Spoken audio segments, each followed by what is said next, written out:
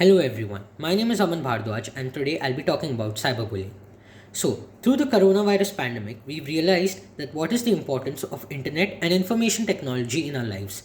We have realized that we need it to grow, we need it to understand, and we need it to nourish ourselves as an individual.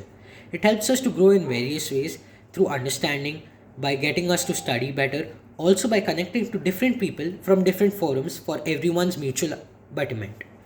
But we also need to know as everything comes with its own set of advantages, so does it comes with its own flaws. Today I'll be talking about cyberbullying. So what is cyberbullying? These are the four topics that I want to be covering today. What is cyberbullying? What are the effects of cyberbullying on a victim? There are few instances of a victim that also I'll be covering, and also how can cyberbullying be prevented. So, to start off, what is cyberbullying? Cyberbullying is a method or a technique used by a specific individual to hurt another person or a victim through online platforms such as social media or public forums. Cyberbullying can be of many types. Mainly, it is done by trolling, which is also known as commenting bad messages on someone's post, by sending explicit messages or by sending wrong messages to a specific individual, by blackmailing them to share a few pictures of theirs or share a few personal information which they will be tempted to not reveal, and also by harassing them online without any reason. Though we know that cyberbullying is a multi-faced issue, its intention is only one: to harass and hurt a victim. We need to understand that this is the need of the hour, that we need to develop a method to understand and prevent cyberbullying. So now we've realized what cyberbullying is. Now let's move on to what has happened with a victim, or what happens to a victim in general after he's cyberbullied.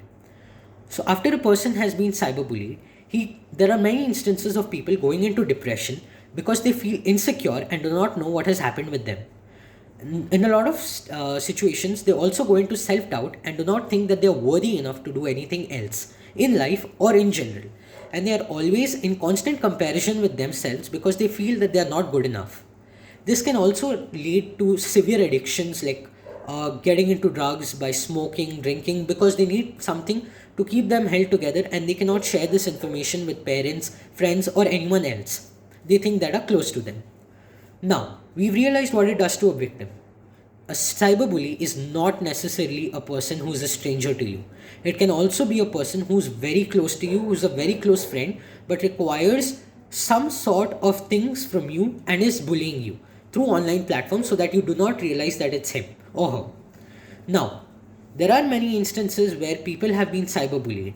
It can also be by posing as someone else. There are many instances where there have been fake accounts that have been created of someone to hurt someone else by his name, so that there's a lot of problem created between two or three different people. It can also be by sharing explicit and personal information of a person, like where they live or what are their bank account details online. And for this, they are tempted to do anything but not to spread the information so that the information does not spread. And this hurts a person a lot. Now we've realized what is cyberbullying, what are the instances of cyberbullying, and what cyberbullying does to a person. Now the most important part of cyberbullying comes here. How can it be prevented? The most important prevention for cyberbullying is observation. We need to know what is happening with us at the moment right away. So to start off, we must teach our kids, our companions, our parents, or anyone close to us how to deal with cyberbullies. First of all, we must not come in contact through online platforms with anyone we do not know. For example, if we get any message from any number we do not know, or through any account that we do not know on Instagram, Facebook, or Snapchat, we must not accept it because it can probably be a scam, or it can be a troll, or it can be anything that might be planned to be hurting to you.